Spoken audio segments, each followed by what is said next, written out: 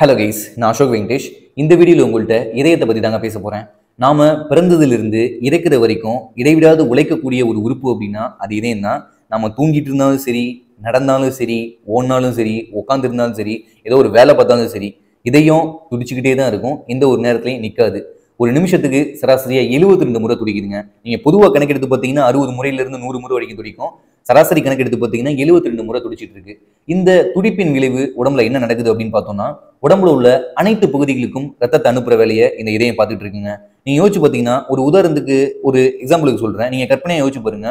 இதயம் துடிக்கவே இல்லைன்னு வச்சுக்கோங்களேன், உடம்புல உள்ள எல்லா பகுதிகளுக்கும் ரத்தம் எப்படி போகும்? அப்படி ரத்தம் போகல அப்படின்னா ஊட்டச்சத்துக்கள் எல்லாம் எல்லா உறுப்புகளுக்குமே எப்படி போய் சேரும்? நம்ம தண்ணி குடிக்கிறோம், அது எல்லா இடத்துக்கும் எப்படி போய் சேரும்? அப்படி ஊட்டச்சத்துக்களா இருக்கலாம், தண்ணியா இருக்கலாம், ஆக்சிஜனா இருக்கலாம், உடம்புல உள்ள எல்லா பகுதிக்கும் போய் சேரணும் அப்படின்னா அதுக்கு ஏதாவது ஒரு அழுத்தம் தேவைங்க. அந்த அழுத்தத்தை கொடுக்குற வேலையை தான் இதயம் பார்த்துட்டு இருக்கு. எந்த பாதையில் இதெல்லாம் போயிட்டு இருக்கு அப்படின்னா, ரத்த குழாய்கள் வழியா உடம்புல உள்ள எல்லா பகுதிகளுக்கும் இந்த ஊட்டச்சத்துக்கள் போயிட்டு இருக்கு. அப்படி ரத்த குழாய்கள் வழியா போகும்போது சும்மா போகாது இல்லைங்களா? இப்போ ரத்த குழாய்களே இருக்கு அப்படின்னா ஏதாவது ஒரு அழுத்தம் இருந்தால் மட்டும்தான் போகும். ஏதாவது ஒரு அழுத்தம் இருந்தால் மட்டும்தான் போகும். அப்படி அழுத்தம் கொடுக்குற வேலையை தான் ஹார்ட் பார்த்துட்டு இருக்கு, இதயம் பார்த்துட்டு இருக்கு. இந்த இதயம் ஒவ்வொரு வினாடியும் துடிக்கிறதின் விளைவு உடம்புல உள்ள அனைத்து பகுதிகளுக்கும் ரத்தம் போகுதுங்க. இந்த இதயம் துடிக்கிறனால தான் அந்த துடிப்புல இருக்கக்கூடிய ஒரு அழுத்தத்தின் விளைவு தான் உடம்புல உள்ள அனைத்து பகுதிகளுக்கும் ரத்தம் போகுது. உடம்புல உள்ள அனைத்து பகுதிகளுக்கும் ரத்தம் போறதுனால தான் எல்லா உறுப்புகளுக்கும் ஊட்டச்சத்து ஆக்சிஜன் கிடைக்குது. மெயினா மூளைக்கு ஊட்டச்சத்து ஆக்சிஜன் கிடைக்குது. மூளையை நீங்க பாத்தீங்கன்னா, மூளையினுடைய போட்டோ எடுத்து பாத்தீங்கன்னா, மூளையினுடைய எல்லா பகுதிகளையும் ரத்த நாளங்கள் சூழ்ந்திருக்கும். இந்த பகுதிகளுக்கு ஊட்டச்சத்தா இருக்கலாம், ஆக்சிஜனா இருக்கலாம், சரியா முறையா போய் சேரணும் அப்படின்னா அதுக்கு ஒரு அழுத்தம் வேணுங்க. இந்த அழுத்தத்தை கொடுக்குற வேலையை தான் இதயம் பார்த்துட்டு இருக்கு. சரி, அடுத்து இது எப்படி இயங்குதுன்னா, ரத்தத்துல மொத்தம் 4 அறைகள் இருக்கு. ஒன்னு ரைட் ஆட்ரியம், லெஃப்ட் ஆட்ரியம். ரெண்டாவது ரைட் வென்ட்ரைக்கல், லெஃப்ட் வென்ட்ரைக்கல்.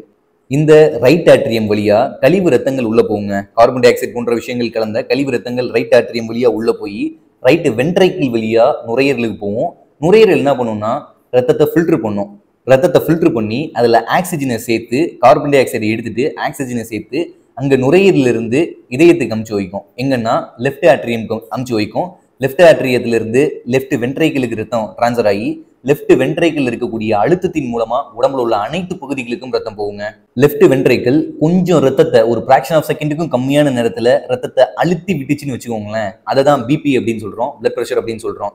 ஜெனரலா லெஃப்ட் ஆட்ரியம்ல ரத்தம் இறங்குது, லெஃப்ட் வென்ட்ரைக்கல் வழியா வெளியேறுது. அப்படி வெளியேறும்போது லெஃப்ட் வென்ட்ரைக்கல் லைட்டா கொஞ்சம் அழுத்தி விட்டுருச்சுன்னு வச்சுக்கோங்களேன், அதை தான் பிபின்னு சொல்றோம். இதுதான் பிளட் பிரஷர் அப்படின்னு சொல்லுவாங்க. தமிழ்ல ரத்த அழுத்தம் அப்படின்னு சொல்லுவாங்க. இந்த வீடியோ உங்களுக்கு பிடிச்சிருந்துச்சுன்னா லைக் பண்ணுங்க, ஷேர் பண்ணுங்க, நம்மளுடைய சேனலை சப்ஸ்கிரைப் பண்ணுங்க. தேங்க்யூ ஃபார் வாட்சிங் this video. Have a great life.